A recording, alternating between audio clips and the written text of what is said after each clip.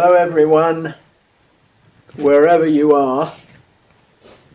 Our gathering, very select gathering here in Gidea Park, and wherever you may be watching this, whether that's now or in the future, or maybe you'll want to watch it 2 or 3 times.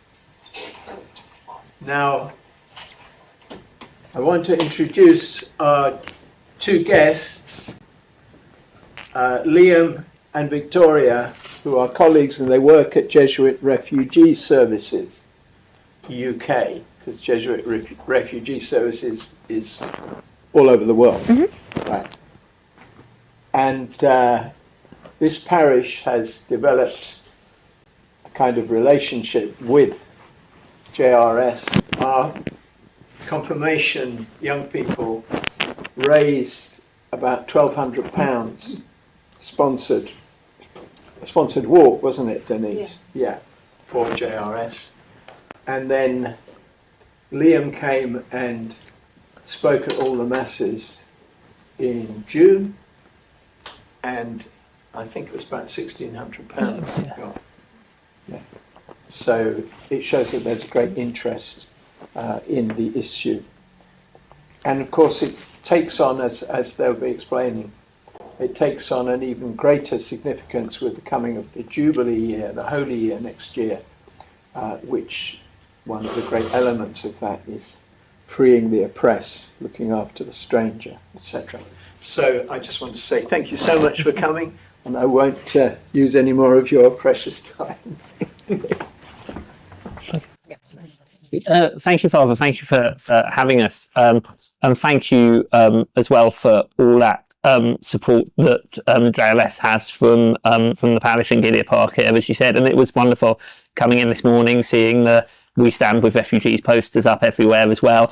And really, when Father was talking there around the fundraising that's been done here in the parish, that makes such an enormous difference to the frontline work that JLS does supporting refugees. But more importantly, it's a sign of very practical solidarity at a time when there's so much hostility towards refugees in this country. There's so many challenges facing the fact that young people, parishioners, groups in the parish are putting their time and their energy and their efforts into showing very visibly that, as the posters say, we stand with refugees, is so important, and actually really taps into what Vicky and myself are going to be talking about today. So to give a bit of a flavour about what we'll be discussing, we're going to have a bit of a chat around the forthcoming Jubilee year, what it means, why it's relevant to what we're talking around refugees and the Church's call to welcome refugees. We're going to talk this morning around some of the kind of overarching themes regarding the Jubilee, some of the challenges, some of the hopes that we have. And then after the lunch break, going to be talking a bit more about some of the practical things that we can all do as Catholics, as members of parishes, as members of communities to take this up, and some of the actions that we can take in the Jubilee year to take forward some of these. So to kick off, just want to take a look at what is the Jubilee year and what has it got to do with refugees. A lot of you may have heard a little bit, a lot, nothing at all around the Jubilee year. So just to give a bit of an overview of it as a whole, essentially it's the Church offering a year of hope, especially for those who are living on the margins. It's a special holy year that actually begins on Christmas Eve this year and ends on Epiphany in 2026. So we get just over a year. I'm conscious we've got a very eminent biblical scholar in Father Adrian here, so I'm not going to delve too deeply into the specific biblical roots of the Jubilee. But essentially, in the Old Testament, the Jubilee was about re-establishing the right relationship with God. And it was to be marked every 50 years, and specifically, as Father touched on there, to do with forgiveness, to do with the liberation of slaves or prisoners, and the return of land or property to their rightful owners. So hopefully you can get a sense straight away of how that relates to refugees, some of the most marginalised people in our society and in our world today. It's not just a bolt-on to a ceremonial moment in the church's calendar. It's actually really integral to what the Jubilee is all about. The word Jubilee actually comes from the Hebrew word for the ram's horn that was blown to mark the start of the year. So that's where the sort of etymology of it comes from. And the first modern Jubilee, if you could call it that, was held by Pope Boniface back in 1300. And the timings of Jubilees have changed throughout the centuries as well. So it was initially celebrated every 100 years, then every 50 years, then every 25 years. And then to mix things up a bit, there's the odd extraordinary Jubilee thrown in as well. But let's focus on this one, Jubilee 2025, which Pope Francis has themed Pilgrims of Hope. And he's talked about it being a Jubilee that's taking place in a world suffering from war. And we just need to look around at what's happening at the moment. It struck me actually the last time I was speaking at a What Good News study day was on October the 7th last year. And that morning we were just getting the news through about what was happening in Israel. And obviously since then we've seen the devastation in Gaza, in Israel, the West Bank, now Lebanon as well. But also the ongoing conflict in Ukraine, and conflicts that the Pope has been keen to draw attention to that are getting far less attention. So what's happening in Myanmar, what's happening in Sudan. So this idea that it's the Jubilees taking place in a world ravaged by war, and what Pope Francis has often talked about as a third world war, is really crucial to the context. He also talks about it being a Jubilee taking place at a time when there are massive threats to the environment. And we all know about how we really are at such a crucial juncture when it comes to protecting the future of the planet. And interestingly, he points out that it's taking place in a world still suffering from the impacts of the pandemic. For a lot of us, that might feel a long time ago. The days of lockdowns and Zoom calls and COVID tests, it might feel like things have moved on. But that impact, the economic shocks, the charities and the support services that folded during COVID and that aren't there now to support people, some of the most marginalised people in our society are still feeling those impacts. But Pope Francis isn't being negative or defeatist when he talks about this context. On the contrary, in his message for the Jubilee, he points out that the century is still young. We're only 25 years in. And despite all these challenges, here is an opportunity to help restore some of the hope, some of the trust, which can in turn lead to rebirth and to renewal. So it's about seizing a moment to change direction, and for us as Christians to play our role in that. And he very explicitly mentions our need for fraternity with people who have been forced to flee their homes. This has been a central theme throughout his pontificate.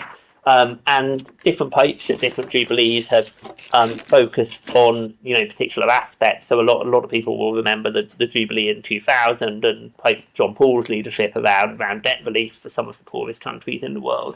Pope Francis has talked about several very tangible issues, and the call to stand with refugees being one of them. The photo here is actually of him visiting JRS in Italy, and it's just an illustration of what a focus the experience of refugees has been throughout his pontificate, and being a central aspect of the Jubilee coming up. Some quotes from his letter here, and I think that there's a lot in what he's saying here. Firstly, he talks about fraternity, so actually recognising that refugees and others on the margins are our sisters and brothers. They're not just people in need of our help, they're actually our sisters and brothers. He also talks about their dignity, reflecting the fact that every refugee who's sleeping on the streets, who's lost their lives in the Channel, who's locked in detention centres, paid for with our taxes, has the same innate dignity as any of us, has the same innate human value. And he talks importantly about refusing to turn a blind eye. So it's not enough for us to not actively be complicit in the treatment, the mistreatment of refugees and others. We actually need to proclaim justice. We actually need to be active in bringing about liberation, themes that are intrinsic to the Jubilee, going right back to those biblical roots. And so that is why the Jesuit Refugee Service is so engaged with the Jubilee year, and why we're so delighted to be invited to have this discussion today. Just a little bit about us. We're the largest Catholic refugee organisation in the UK. We serve more than 300 refugees from more than 80 countries every year. And that just illustrates the challenges around the world that are forcing people to leave their homes. Also work with even more people than that in immigration detention, held in immigration detention at any one time. And the ethos of the Jesuit Refugee Service is to go where the need is greatest. So we accompany, we serve, and we advocate in especially for people in two areas. Firstly, people who are made destitute by the asylum system. So the asylum system is set up to be difficult. It's set up to be hard for people to succeed, to achieve refugee status through. And for many people seeking sanctuary here, especially when they don't have the right paperwork, they don't have access to good quality legal advice or support, their asylum claim is refused. And at that point, all their support is cut off: accommodation, access to public funds, access to financial support, as well as, like other refugees, other people seeking asylum, being barred from working and being able to support themselves. So financial support for people in the asylum system isn't very much to start with. And for those who, through no fault of their own, who have very clear and valid reasons for seeking sanctuary here, but haven't been able to succeed with their asylum claim and lose that support, things become even worse. And Vicky's going to talk a bit more later about how JRS is responding to this. But recently we've conducted some research that reveals that the vast majority of refugees we're serving have either experienced homelessness, are rough sleeping, which, given the weather how it is now, I don't need to tell you how difficult and challenging that is, or are in insecure accommodation and constantly at risk of homelessness. So we're going to serve to advocate for those who are in this situation where they've come to seek sanctuary in our country but instead find themselves facing destitution. The second focus of JRS UK's work, as I mentioned there, is in immigration detention. Many of you will know that the UK is pretty much the only country in Europe to indefinitely detain people for immigration purposes. And again, that's something Vicky's going to talk a bit more about later on. And as Father Adrian mentioned at the start there, JRS UK is part of the wider JRS family, which works in more than 50 countries around the world. So right now, we've got colleagues in Lebanon supporting the 1 million plus people who have been displaced there. We've got colleagues in Romania working with thousands and thousands of Ukrainian refugees who've been forced to flee there, just to give a flavour of the global element. And that's really important to recognise in the Jubilee year particularly, as it's the moment that the Church will be celebrating and coming together all across the world. So delving a bit more into what Pope Francis has said, in his letter to open the Jubilee year, he picks up on the biblical concept of the Jubilee being a time when land is returned to its rightful owners. And he draws a link to a very important principle in Catholic social teaching, which is that the earth actually belongs to everyone, and just because we happen to be born in a certain place, it doesn't make us any more entitled to that place than any of our sisters and brothers. This is what the Church calls the universal destination of good.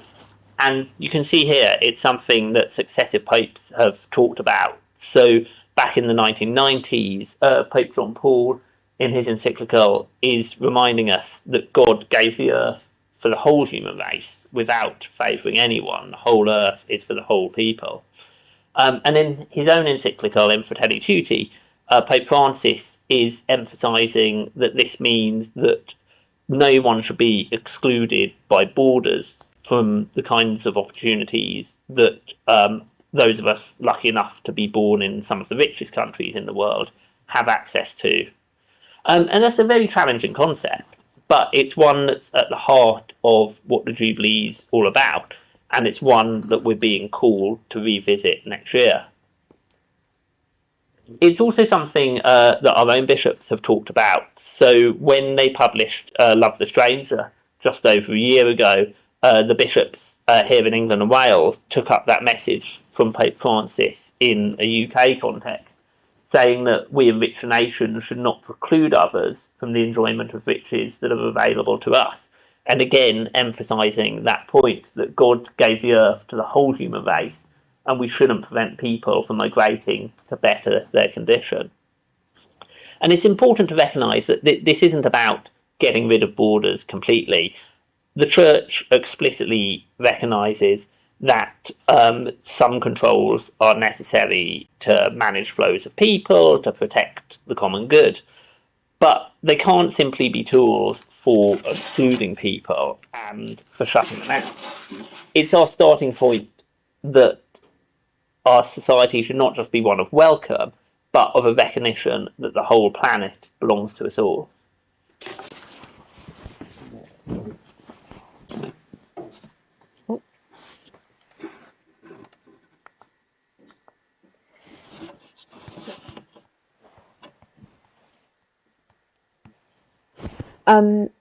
So I'm going to talk a little bit about the numbers that we see around the world and in the UK.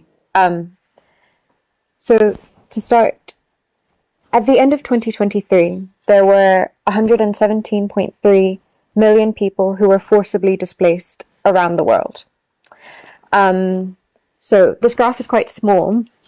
So this green section here, so the majority of people are internally displaced within their own countries. So it says 68.3 million people. So this means that the majority of people who have been forced to flee their homes, for whatever reason, are still within their own country. They haven't crossed that international border. Of that, the like mid-blue color on the graph, so just above the green, refers to the number of refugees, 31.6 million refugees worldwide. So a refugee in international law is someone who has crossed a border. They have gone to another country to seek protection from persecution. Around the world, most refugees live in low to middle income countries. I think it's 75%. And 69% of refugees live in neighbouring countries. So they've gone to the country next door to their home country to seek protection. So this is kind of contrary to the narrative, I think, that we hear a lot in our news and from our government about people coming here. The vast majority of people aren't coming here, but instead are staying closer to their country of origin, or even in their country of origin. This might be for a range of reasons. So people might want to stay closer to home so that when it is safe for them to go back home, they are easily able to do so. It might be that they don't have the resources to go any further because actually traveling is very costly and very hard and expensive, and there are a lot of arrangements to be made.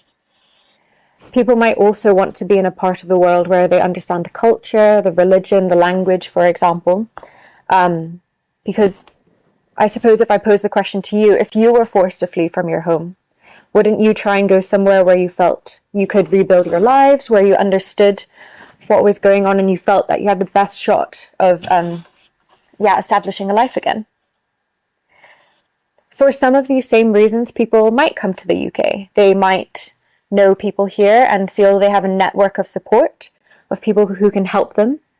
They might know English, and that's obviously very useful. They may be familiar with the culture and the history, or they might come from a country which was previously part of the British Empire, and they might feel some familiarity. They might have learnt about the UK as being a place of justice and fairness. People might also travel beyond their neighbouring countries because neighbouring countries might not always be safe. So some places, for example, haven't signed up to the Refugee Convention, so they might not legally recognise refugees, so people don't have any protections in these new countries. Or these countries might also become unsafe later on. So for example, we might think of Lebanon, which very famously has got a population of 4 million people and 1 million Syrian refugees. And in recent days, we've had a million people displaced after 2 weeks of airstrikes, including actually some of our colleagues in JRS Lebanon. So people are having to flee again in order to find safety. As you can see, the numbers of people who are displaced are rising. It's a result of persecution, of conflict, violence. But like I say, again, the majority of people are being displaced in their own country. I think I heard some people before talking about climate change as well, and that displacing people. In academia, academics haven't quite decided how much climate change is going to affect the number of refugees. That is people crossing a border, because though people are being pushed from their homes, people are also losing their livelihoods, and it's costly to move. So people might not actually be able to cross borders. We might actually see most people either involuntarily immobile and stuck where they are right now and just suffering, or moving internally. So on to the UK situation. At the end of 2023, the UK had 448,000 refugees. So this is less than 0.7% of the population of the UK. I think when you compare that to how much media time refugees and asylum seekers get, there's a bit of an imbalance there. 448,000 refugees is also just 1% of refugees worldwide. Even in the European context, the UK is 20th highest in terms of the number of asylum applications. So last year we had 76,000 people applying for asylum between June 2023 and 2024. For the majority of people, there are no safe routes to seek asylum in the UK. Liam briefly mentioned this. And he also outlined the Church's teaching on the right of countries to control their borders, but also their duty to support people coming from elsewhere. So unless you qualify for a resettlement scheme, very few people do, or unless you are one of the people who's eligible to come to the UK on the Hong Kong scheme, the Ukrainian or Afghan scheme, to claim asylum in the UK, you are forced to undertake dangerous journeys to get here. You have to be physically present in the UK to claim asylum, but there are no safe ways to do so. And with recent legislation, such as the Illegal Migration Act and the Nationality and Borders Act, people are actually punished for how they travel to the UK. This is even if you have a valid claim for needing international protection. And once you're here, most people are met with an intentionally designed hostile environment. And I'll speak a little bit more about this later. So most people receive a positive decision on their initial asylum claim. That is, the UK recognises that they are in need of protection, and they receive some sort of right to remain in the country. So once you've been granted protection, this is when you are able to move forward. You're able to apply for work, access essential services, and start rebuilding your life. Some people will be refused their asylum claim initially. So this means that the government has said, we don't think that you need international protection. But lots of people who are initially refused are later granted refugee status at appeal with a higher court. People can be refused asylum for all sorts of reasons. The decision maker might not believe their story. There may be questions about documents, or even something as simple as a mistaken date. So people having said, oh, it was a Tuesday that I arrived here when in fact it was a Thursday. The interview process is also complicated for many. And these interviews, according to many of the people we've spoken to, feel very hostile and like people are trying to trick you. So people feel that questions are phrased to trip them up, to be complicated. Transcripts in these interviews are also sometimes handwritten, so it's hard to spot the errors in them. And sometimes translators don't actually speak the right dialect. They might speak a similar dialect, but it's not quite the right one. So all of these factors can lead to many people needlessly spending many years stuck in the asylum system while they appeal their decision and hope for one day to receive refugee status. People can be forced into vulnerability and destitution for sometimes 10 to 20 years.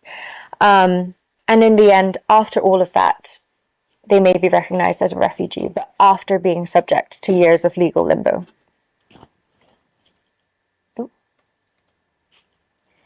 So when you first claim asylum, and before a decision has been taken on your claim, you receive government support. You'll be given somewhere to live, and most people receive £7 a day to cover all basic necessities. Sometimes people in accommodation can be moved from one place to another, repeatedly dispersed to many different parts of the UK. And this makes it impossible to form connections with people in the local area.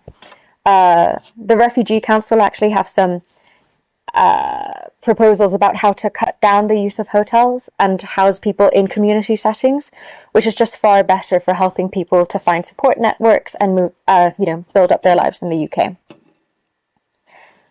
So if you are refused asylum and you are appeals rights exhausted, so you've gone through all the courts asking for them to review your claim, you can enter a prolonged legal limbo and an intentionally designed hostile environment. The hostile environment was actually the formal name for a set of policies introduced, and it's now been rebranded as the compliant environment, but it is very much a hostile one. So you lose recourse to public funds, and so you lose access to many services and support. You cannot rent anywhere to live, you can't work, and you can't own a bank account. So you become forced to rely on charity. People are thus forced into destitution and homelessness, with many people having to beg friends for a place to stay, sleep on the streets, or sleep on night buses. So you get on a night bus at the beginning of the route, and you stay on until the end for somewhere relatively safe and warm to stay. There are a few other things I've listed here that people experience while living in this legal limbo. So it might be things like isolation, there's a constant fear of detention, worry and anxiety, and people are pushed to the edges of society. Without access to essential services, lots of people are forced into exploitative relationships. Last month, we produced a report on people made homeless in the asylum system and kind of the dangers they experience in destitution. And some of the people we spoke to in that report talked about how, in order to have somewhere safe to stay, people entered abusive relationships or were forced to, rely on people and maybe stick in relationships that they wouldn't have otherwise. And if you'd like to read that report, you can find it on our website. So the Jesuit Refugee Service UK works with destitute asylum seekers who are caught in this cycle as they await recognition as a refugee. And like I said earlier, often the people we work with have been caught up in the system for up to 20 years.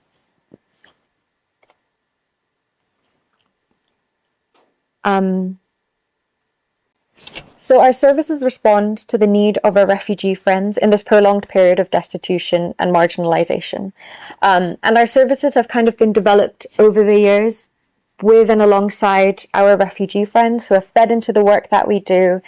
And the services we have done, have changed over time. For example, COVID changed the way some of the way we worked, and we're always trying to make sure we're meeting the needs that aren't being met by others. So we provide practical assistance, things like food, clothing, toiletries, as well as money for travel, because traveling in London is very expensive, and phone credit, so that people can stay in touch with loved ones and support services. We also run an accommodation program so that refugee friends can have a place to stay, whether it is in short-term emergency placements with our hosting scheme. So that's where maybe a parish has a spare room, or families or religious communities have a spare room and they host refugees for 4-month placements. Or a longer term stay in one of our houses. We run 2 houses for refugee friends, Emily and Amani House. All of this work offers much needed respite from the dangers of destitution and homelessness, and it allows our friends some rest so that they can focus on progressing their asylum claims. Like, imagine trying to deal with all your paperwork and your legal claim when you are on the street and you don't actually have a safe place to keep all your things. Our team also provide expert advice and legal support to help people navigate the system and access much needed services. And we run legal workshops and English classes and activities such as gym sessions and a social drop-in where people can learn to cook or come into the centre and have a hot meal once in a while. In addition to these practical classes and activities, we also run therapeutic and creative things. This is because at JRS we're not only trying to meet people's material needs, but also their spiritual needs. People are whole human people, and they don't just need to access services, but also to find community and support and, I don't know, be inspired by things. So the idea is that these spaces are places to learn something new, to meet and form community with other people who understand what you're going through, and also to just forget about your asylum claim, even if for an hour a week. We have also started up community project work, which is aimed at fostering reconciliation and encounter between refugees and maybe communities in the UK who haven't had the opportunity to meet people before. And this work is very, very special.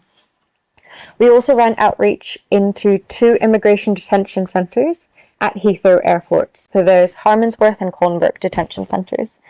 And there we help people to find access to support, both practical and emotional. And we also have a wonderful group of detention social visitors who go and talk to people in this environment. I'll talk a little bit more about what detention is like later. This is in addition to our work like today, where we talk to others about the asylum system and call for change, because we believe we need a better asylum system. One that recognises the human dignity of all people coming here and assesses all claims on their merits. A system where people are not pushed into destitution and isolation.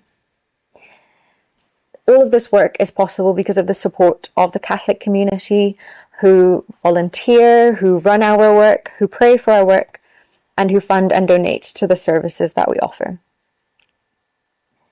All of the services that we offer are done in a spirit of friendship and accompaniment. I might have already used the term a few times today, refugee friend, and doubtless will continue to use it in this presentation. And we use this term because it's a constant reminder that the people we work with are whole human people beyond their asylum claim. They're not just a number on a form and people who just have tick box needs, but they are people who, I don't know, like dancing or like this football club over another, or who like cooking, or who really dislike olives or whatever else. So we try to see them as friends, coming to know them in their entirety, trying to affirm their human dignity. And it is a 2-way relationship. So at our centre, you'll often find people sitting down and having a cup of tea together and just talking as any of us would in this room. So I'd like to introduce you to Samuel, a refugee friend supported by JRS. This is part of a longer video, but I'm just playing you a clip. If you'd like, you can see all the clips on our social media. And he talks a little bit about being treated with humanity and spending time together.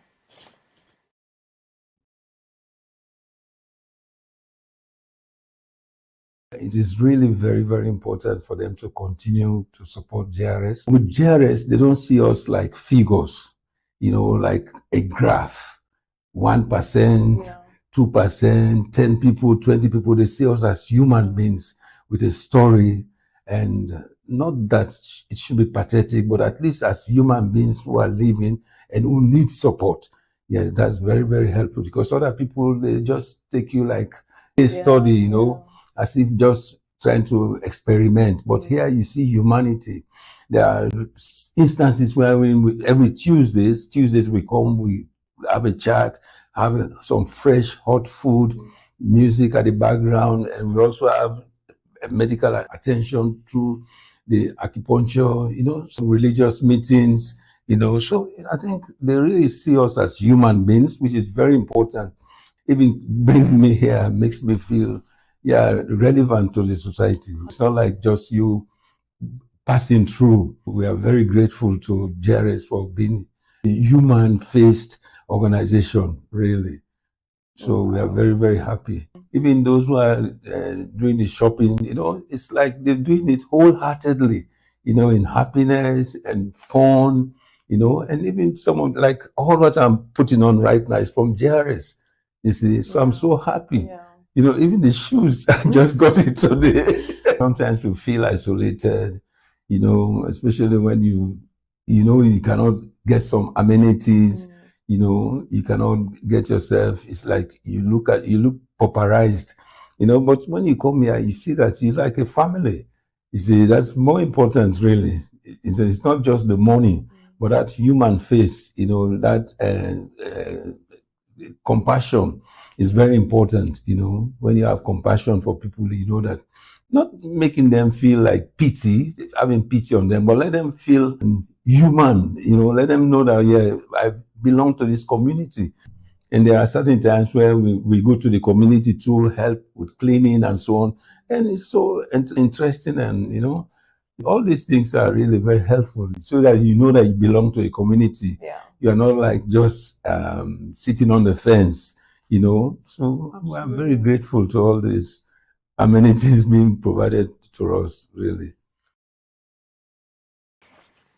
In his letter for the Jubilee, Pope Francis urges us to refuse to turn a blind eye to the tragedy of rampant poverty that prevents millions of men, women, young people and children from living in a manner worthy of our human dignity. So JRS UK, along with many others in the sector, are trying to do this. We're calling and advocating for change. And we hope that you too will be agents of change and call for reform in our asylum system. We've put together 3 main asks for the new government, and I'm going to run through these now. So the first is restoring the right to asylum. The second is ending immigration detention. And the third is ending the hostile environment. I'll take us briefly through each of these in turn, but if you'd like to read about them in more detail, we elaborate further on this in our autumn newsletter. Some of you have them on your seats. There are some by the front door, and you can also find it on our website. So, as I've already outlined, for the vast majority of people, there are no safe routes to claiming asylum in the UK. And despite the fact that most people can only claim asylum once they've arrived here, people are punished for the means by which they travel to the UK. So with this ask, we're asking the government for the creation of safe routes for people seeking asylum. So this, for example, the Refugee Council have some interesting proposals about setting up a refugee visa scheme, and this could be piloted with people from countries which have the highest grant rates to come to the UK, for example, or maybe extending our refugee family reunification schemes, for example. We could also repeal the Illegal Migration Act and the Nationality and Borders Act. We want a commitment to examining each claim on its merits. So lots of our debate is so focused on numbers, and we hardly ever talk about whether people need protection. And we want to abandon all measures that punish refugees for how they travel.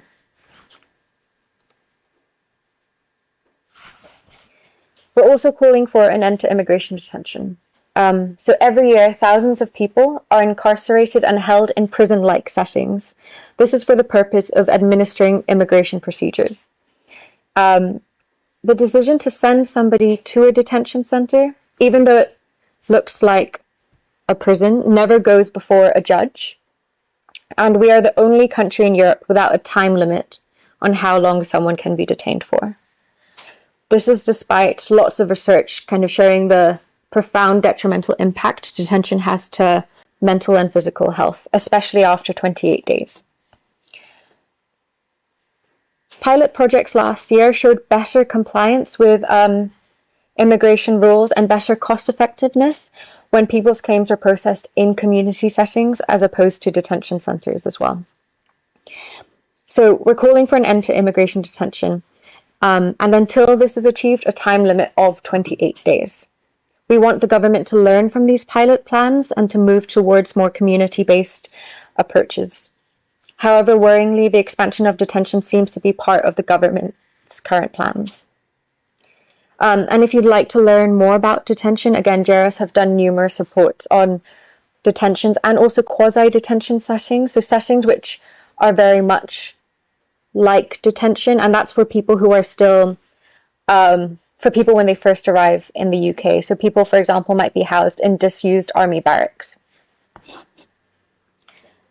And this is what a detention centre looks like, in case it's helpful to see the pictures. And it's a kind of place where, you know, when you arrive as a visitor, for example, you're petted down on your way in and they unlock a door in front of you, go through that door, they lock it again, and so on and so on and so on. Our third ask is an end to the hostile environment. The hostile environment prevents many people from accessing essential services on the basis of their immigration status. And we've already spoken about how this can make people vulnerable to exploitation. The hostile environment describes a set of policies first introduced in 2012 by then Home Secretary Theresa May, aimed at making life difficult for people without the right paperwork. And like I say, this has since been renamed the compliant environment. As part of these measures, local authorities and public services are responsible for doing immigration checks. And even people like landlords, for example, are required to check the paperwork of potential tenants. So I think there are two laws or policies, the right to rent in the Immigration Act 2014 and 16, I think, which actually means that landlords, if they rent to someone who doesn't have the right paperwork, landlords can be fined or also imprisoned. And I think at the time when this first happened, lots of people who did have the right paperwork, but maybe who looked foreign or had a very foreign sounding name, thus found it was much harder to find somewhere to live because landlords were scared of, you know, of being fined themselves. So it had a knock-on effect beyond people in the asylum system. Also, famously, these hostile environment policies have resulted in the gross mistreatment of Windrush citizens. So with an end to the hostile environment, we're calling for the abolishment of the hostile environment and an end to the no recourse to public fund rules. We want to make sure that all people can access essential services and the support that they need. After a short break, Liam and I will talk about some of the ways the church and individuals can live out the Jubilee call to walk alongside refugees. Before this, I'd like to play you another reflection from a refugee friend. So this is just a voice recording from Peter, who talks about what it's like to live in limbo and destitution in the asylum system for many years. In the asylum system, you wait and wait for so many years, days. They make your life a misery. They leave people in limbo for years. I've been refused asylum. I've nowhere permanent to stay. I move from place to place. I don't know when I last had a proper night's sleep. I've been sleeping on sofas for years. How you feel when you sleep on a sofa is not the same as if you sleep in a bed. You have a backache. You wake up exhausted. and you have to wake up early so that other people can use the living room. You don't have your own space to rest. I've also been in shelters, and they make you leave early in the morning, so you are outside all day. In the winter, it's a problem. You are always outside. You need to stay warm. You can't have proper rest if you are destitute, and that's the danger. If you are not resting, you get ill, and then you can't get better because you have no home. I'm on a lot of medication, but I can't take medication on time if I don't have accommodation.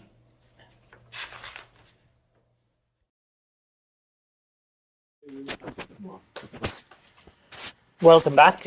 Thank you for joining us again. Before we start the second part of the discussion, Father Mike reminded us over lunchtime of a statement he heard from one of the refugees who JLS works with, who was asked, "Why did you choose to come here?" And he simply replied, "I didn't choose to come here. I fled for my life." And I think that is the sort of thing that we just need to bear in mind when we're talking about these issues, and remembering the stories behind the people who are arriving in this country in search of sanctuary, that more often than not it's not a choice, and in many cases it's literally in order to stay alive, to keep their families alive. Before the break, Vicky was talking about how we can take up Pope Francis's call for the Jubilee by advocating for a more just society, and those changes that it's so important to see around restoring the right to asylum, around ending detention, and around ending the hostile environment.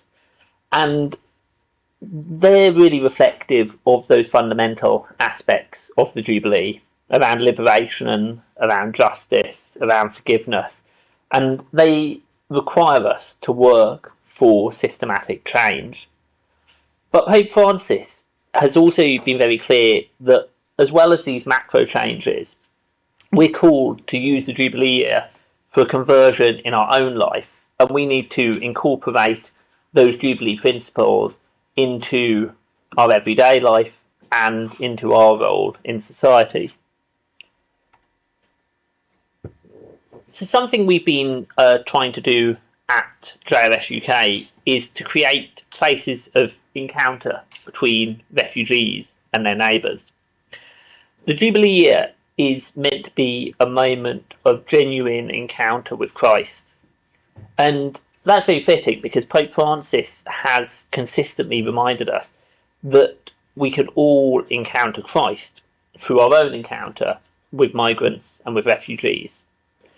And that's because by genuinely encountering someone, not as a statistic or a tabloid story, but a person, a real person with personality, with hopes, with flaws, as Vicky talked about this morning, on a person-to-person level, we can get to know an individual, and we can come to understand that they, like us, are made in the image and likeness of God, no matter where we come from or no matter how we got here.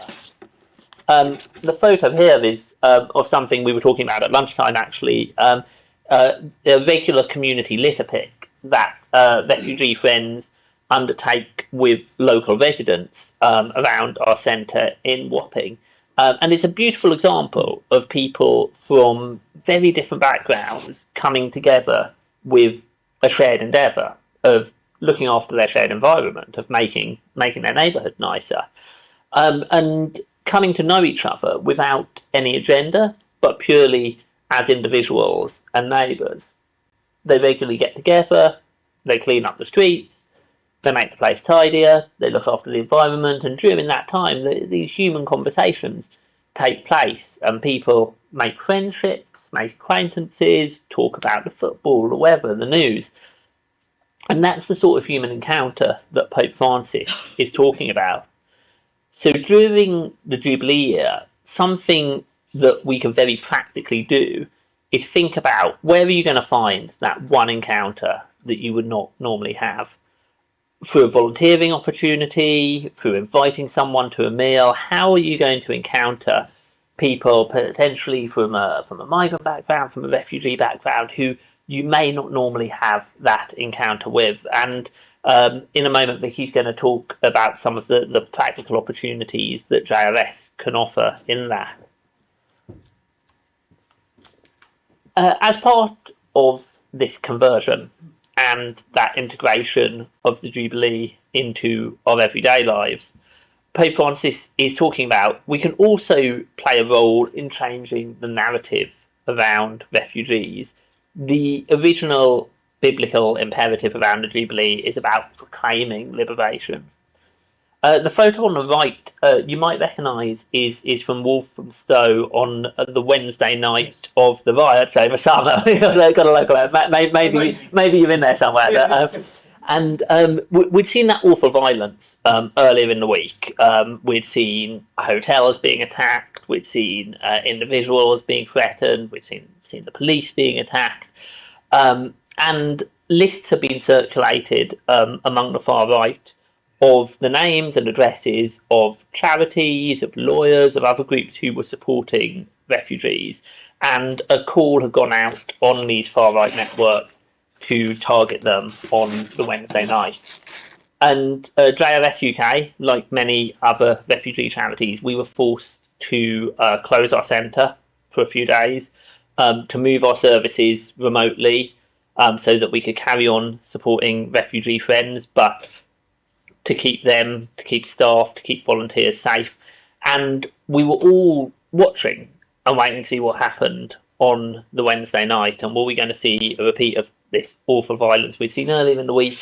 Were we going to see colleagues in other charities targeted and attacked? And then this amazing thing happened, because there were sites like this, which is at the address of one of those organisations that was supporting refugees. Suddenly thousands of people turned out on Wednesday night, not to target it, but to protect it. And suddenly, all across the country, we've got thousands and thousands of people coming out on the streets and proclaiming a completely different narrative, saying that the riots that were taking place, that's not who we are, that's not what this country stands for, and that this country welcomes refugees. We welcome people who have been forced to flee their homes, and among them many people of faith, saying this is who we are and this is how we live out our faith as well, by welcoming people and by changing that narrative. And if you looked at what was dominating the news earlier in that week, if you looked at what was dominating the news after that night, you'd get a completely different impression of what the UK thinks about refugees. And what that goes to show is every single one of us, everyone in that picture, every one of us in our churches, in our communities, have a role to play, that by coming together, we can change the narrative and we can proclaim welcome, we can proclaim justice, we can proclaim liberation. But that starts at the level of conversation with friends, with families, in our parishes, in our workplaces. So again, something we can very practically do this Jubilee year is think about how we're bringing those principles that Pope Francis is talking about into our own encounters with one another, into our own dialogue, into our own conversations, and what we're doing to change the narrative. And I just want to reflect quickly on the very special role for our parishes in all of this. In Love the Stranger, that document from the bishops, they remind us of the important role that migrants and refugees play in Catholic parishes across the country and the gifts that they bring. You can see here they say, we hope that the Catholic faithful will recognise that migrants and refugees enrich our culture and our parish life. Pope Francis has reflected on the gifts that people from arriving elsewhere bring directly to our parishes. And we all have a responsibility to make sure this is recognised. It doesn't sit just with bishops or with priests, it sits with every one of us. And there's an imperative for all of us this Jubilee year to think about how our communities, our parish, our groups, our organisations, how welcoming they are, and what more we can do to celebrate the different gifts that people can bring, and to make sure that no one is excluded from the life of our church. A really important thing we can do during this year. I'm going to hand over to Vicky to talk about some of the practical things that JLS UK can offer as well.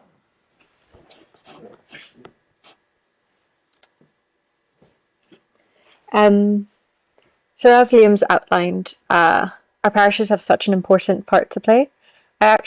So my mum was from one place, my dad was from another place, and I grew up in another place altogether. And I grew up going to a church made up mostly of migrant women, to be honest. And this church, when it got its mind set on something and trying to help members of the local community, wow, like you could not stop them. And that's always really, really inspired me, kind of how when people are living out their faith, the wonders that they can do. So in his letter for the Jubilee, Pope Francis really does urge us to live out the Holy Year, to live out the Jubilee with deep faith, lively hope, and active charity. And there are lots of ways to do this, but I thought to kick off the discussion, I might outline some ways that you could do it if you'd like to do it with us at JRS. So these include things like fundraising and talking to others, volunteering and sharing time together, and opening up your home.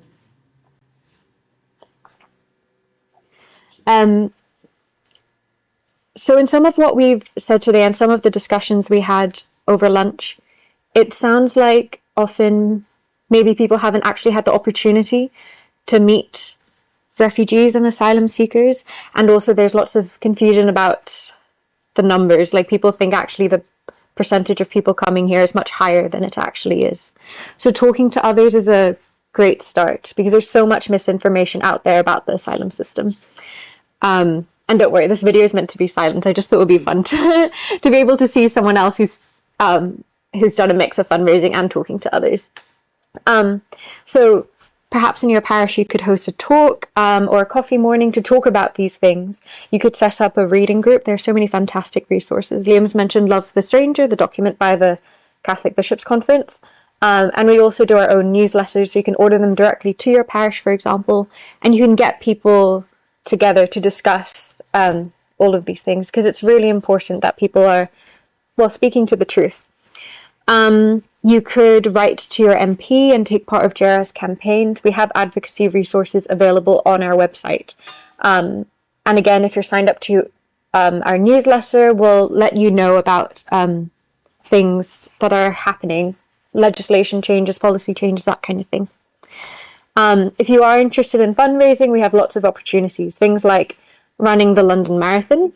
If you are mad, in my opinion, and are prepared to run 20 whatever miles, you could walk the London Legal Walk, which is a bit more my speed, and that's a 10-kilometre walk through London, where we raise money for our legal project. And you could also invite us to your parish. We'd be very happy to do a talk, a coffee morning, and we could also speak at Mass.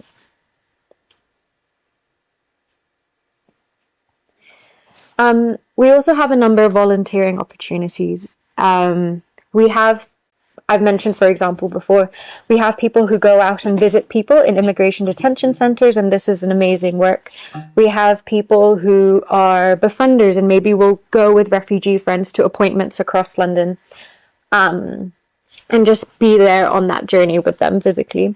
We have, for example, people who work in our shop where people can choose the food that they want to pick up. So we try and not do a pre-packaged food parcel, because we know that maybe sometimes people don't like this food, or they have dietary requirements, health requirements, and we want to make sure that people can choose the things that they would like to cook with. So we call it the shop. People aren't paying, but people have that choice. And actually one of our wonderful volunteers, Father Mike, is here. So we have people who volunteer at our centre. We have people who know different languages, and maybe just on the phone we'll talk to people. So we have lots of different opportunities. So if you'd like to learn more about those, you can go on our website. But if you don't see, we have a really cool one right now, which is sewing clothes and bags for people leaving immigration detention. But if you go onto our website and none of these volunteering opportunities are for you, I would say do get in touch, because because actually sometimes some of the projects that we've had have started because someone's approached us saying, I can do this. Let's find a way to work together. And that's some of the ways in which we have started doing music classes, for example, at our centre. I think this is a lovely quote from one of our befriending volunteers. It's a bit small, so I'll read it out in case it's too small. I enjoy talking to the 3 people I accompany. I think it is very valuable and I get a lot from it. There is so much hostility aimed at refugees and asylum seekers, and people seem to believe that asylum seekers are coming here and having a great time at our expense. But that just isn't true. This doesn't often come up in our conversations. Instead, we chat about their day-to-day and future plans. I think this speaks to a little bit about the idea of a refugee friend and the whole human person I was trying to talk about earlier, and making sure people have the opportunity to talk about all the things they're interested in rather than being forced over and over again to just recount maybe the trauma that they've experienced or the persecution they've had to flee, because people are more than just these things have driven them from their home. I've got one more video, so I'm going to check this time that the speaker is on before I start. Oh, thanks, Liam. I mentioned earlier that we have a hosting program, and I think this is an incredible way of working with refugees. As I said, these are short-term placements to make sure that people don't end up street homeless. And it's an opportunity for people to have some respite and some security, so that they can focus on their asylum claims. So these are 2 of our hosts. Again, it's part of a longer video, but I'm just showing you a clip today. 2 of our hosts, Jill and Steve, and they're talking about their experiences of hosting a refugee. We like having guests. So we lived previously in a 3-bedroom place when we had lots of guests, and we lived in a 1-bedroom place during COVID. And then after COVID, we moved into a 2-bedroom place specifically to have a space for guests come, whether they're our friends or whether they're refugee friends or whoever they are, family members and so on. And I think it's based in the idea that I'm a very, very lucky person to be in the situation I'm in with my life and with the things I have. And it's just simply about wanting to share that. And I think that's against the backdrop of the hostile environment and the terrible things we see on the news every day about how refugees are treated and the sense of injustice about that. What we do is insignificant in response to that, but it kind of feels like at least we're doing something to address it. It doesn't really, sometimes it just doesn't really feel like anything at all, but I think, I think we recognise how fortunate we are that we live in a society, we've grown up in a society that is, in a country that's well off, and other people are just not that fortunate, and it's just not fair. And I think that if you have the ability to share things, if you have enough stuff, it seems like, to me, it's really important that you share it with other people that are not as fortunate as you. This is how it starts, guys. Reveal you in before you know it. What's happening to you? It was from a parish in London who were collectively hosting a refugee, and this parish really saw hosting as a way of living out their Christian faith. So one of the volunteers who was part of the parish team said, "Hosting a guest is witnessing to our belief that we are all sisters and brothers in one big human family. It's enriching as we learn about each other's cultures." And I think kind of if you go through the Bible, there's so many beautiful stories of people being welcomed. So I think hosting is one that I really encourage you to pray about it if you're able to host someone and if you have the capacity to. Our hosting program is for people who are living in the Greater London area, but if you're watching this and you're outside of London, there are lots of other charities who also run hosting schemes. So there are opportunities for everyone to walk alongside refugees wherever you are. All of these things, I think, can feel daunting, maybe especially something like hosting where you are physically welcoming somebody into your home and living alongside each other. So they might not feel easy, maybe if you haven't done them before, or if it's counter to what society seems to tell you to do. But I would really encourage you to have courage. I think the Christian faith is all about witnessing to a better world that is possible through God. Again, this is another reflection from one of our volunteer hosts. And again, I find it very beautiful. She says, "In many ways, as we seek to bring Christ into our lives, we get more back than we give. But that doesn't mean to say it's easy. It's not an easy thing to do to reach out to somebody. Sometimes we're shy. Sometimes we don't believe we have the skills. Sometimes we might not feel it's our role or that we call to it. But actually, when we make that leap of faith, it changes us. And I think it changes communities. And that's why this initiative that you've got here is so important. It illustrates that in living faith, we can talk about it, think about it, and pray. But faith needs to have an expression. And it gets articulated in our relationships with other people, not just our friends and family, but also the stranger." So I'm going to hand over to Liam now. But, I mean, this is a fun fact. I don't know if it's true. I haven't gone through and counted it myself. But someone once told me that in the Bible, it actually says to love the widow, the stranger, and the orphan more times than it does, love your neighbour as yourself. And I think in our parishes, we have no problem with loving neighbour as ourself. But maybe we still have a little bit of a ways to go with the call to love the widow, the stranger, and the orphan. Someone told me it's in there 36 times, but if you know any better, do tell me. So, Liam. Thanks, Vicky.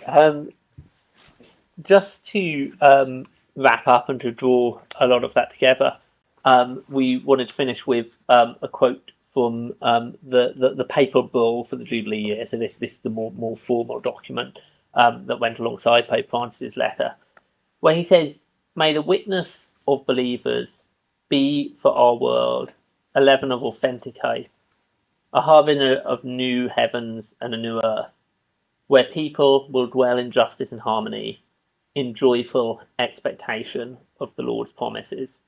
The witness of believers. And our question we'd like to leave you with is, how will you bear witness in 2025 in the Jubilee year?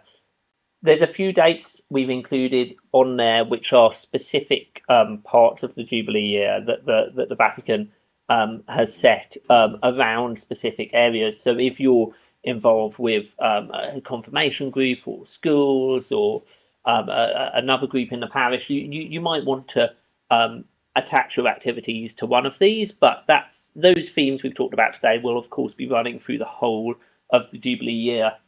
But there's these special moments that the Church has identified around volunteering, families, youth, migrants and refugees. Of course, in October, the Jubilee, and then the World Day of Migrants and Refugees, which takes place every year in September, but will of course have a special significance in this Jubilee year as well. So that's the question we'd like you to leave you with. Thank you to everyone who's been watching online. I think we'll be wrapping up the live stream. Really appreciate you tuning in. Very grateful for all the interest in this. Hope you found this a helpful discussion today. And of course, if you want to find out any more about JRS UK, please do visit our website or feel free to get in touch.